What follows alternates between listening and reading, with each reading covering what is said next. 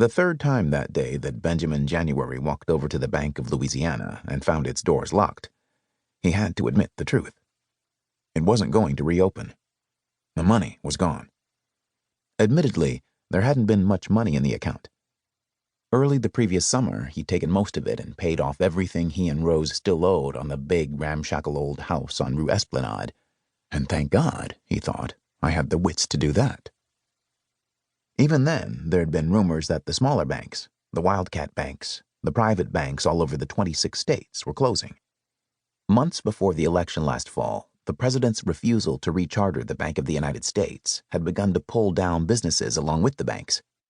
And at meetings of the Faubourg Treme Free-Colored Militia and Burial Society, or less formal get-togethers with his friends after playing all night for the white folks at some Mardi Gras ball, January had frequently asked, what the hell did the Democrats think was going to happen when they knocked the foundations out from under the only source of stable credit in the country? Not that it was any of January's business, or that of his friends either. As descendants of Africans, at one remove or another, though January's mother loftily avoided the subject, not one of them could vote. And in New Orleans, by virtue of its position as queen of the Mississippi Valley trade, the illusion of prosperity had hung on longer than elsewhere. Still, standing in the sharp spring sunlight of Rue Royale before the shut doors of that gray granite building, January felt the waves of rage pass over him like the wind-driven crescents of rain on the green face of a bayou in hurricane season.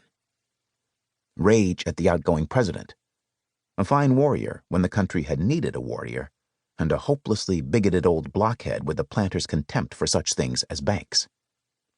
Rage at the whites who saw only the war hero and not the consequences of letting land grabbers and shoestring speculators run the country for their own profit. Rage at the laws of the land that wouldn't let him, or anyone whose father or grandparents or great-grandparents back to Adam had hailed from Africa, have the slightest voice in the government of the country in which they'd been born, regardless of the fact that he, Benjamin January, was a free man and a property owner.